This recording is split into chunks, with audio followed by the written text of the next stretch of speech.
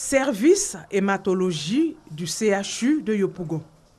Sur ce lit se trouve Aïcha Sangaré, une patiente souffrant de la drépanocytose.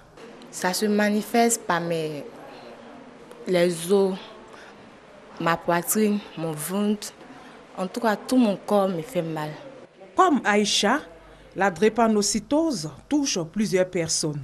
Pour moi, spécialement, c'est rare que ça m'arrive par les os, quoi. Des douleurs dans l'abdomen, spécialement quand je viens, c'est faire des injections. C'est ça seulement qui peut calmer.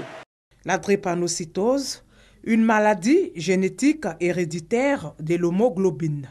C'est une maladie qui affecte donc l'hémoglobine. L'hémoglobine, c'est le pigment rouge qui est à l'intérieur de nos globules rouges, donc qui donne la couleur à notre sang. Et les patients drépanocytaires ont une hémoglobine qui s'appelle l'hémoglobine S. Et cette hémoglobine S a la fâcheuse tendance à former des grandes fibres à l'intérieur du globule rouge et donc à déformer le globule rouge. En Côte d'Ivoire, la prévalence est d'environ 12%. La drépanocytose, une maladie qui se présente sous plusieurs formes. Il y a la forme SS, qui est la forme homozygote, qui est la forme grave, où toute l'hémoglobine normale, qui est l'hémoglobine A, est remplacée par l'hémoglobine anormale, qui est dénommée hémoglobine S.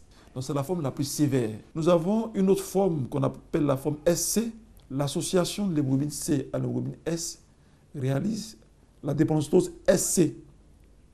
C'est une forme aussi majeure. À côté de la SS et de la SC, nous avons la drépanocytose associée à une autre maladie génétique qu'on appelle la thalassémie. Lorsqu'elle est associée à la drépanocytose, elle va donner deux formes. La forme SFA2, qui est une forme qui est superposable à la forme SS. Et puis nous avons la forme SAFA2, où nous n'avons que des douleurs, il y a rarement des anémies. Chaque année, 6 000 nouveau-nés souffrent de drépanocytose et 70% d'entre eux meurent avant l'âge de 5 ans. Les patients drépanocytaires qui meurent tôt sont ceux qui n'ont pas les moyens de se traiter. Un malade drépanocytaire pris précocement en charge et bien suivi, il a une espérance de vie qui est superposable à celle du sujet sain. C'est-à-dire qu'on a des drépanocytaires, quand ils sont bien suivis, ils peuvent atteindre 75 ans, 80 ans. La prise en charge reste un volet important. Un examen de sang s'impose chaque mois pour un meilleur suivi.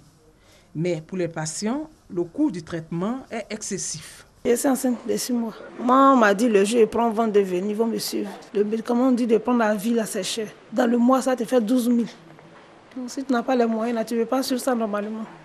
Pour les spécialistes, la solution est de développer des programmes efficaces. Donc mettre en place le diagnostic néonatal, le dépistage néonatal, former les pédiatres, me semble très important, former également tout le personnel paramédical. L'OMS demande à ses États membres de mettre en place un programme de prévention et de prise en charge intégrée de la drépanocytose. À l'heure actuelle, la Côte d'Ivoire n'a pas de programme global de prise en charge de la drépanocytose. Dans le cadre de la prévention, le diagnostic prénatal se fait à partir de la 10e semaine de grossesse et impose le test de l'électrophorèse. Un test qui permet de dépister des cas de drépanocytose.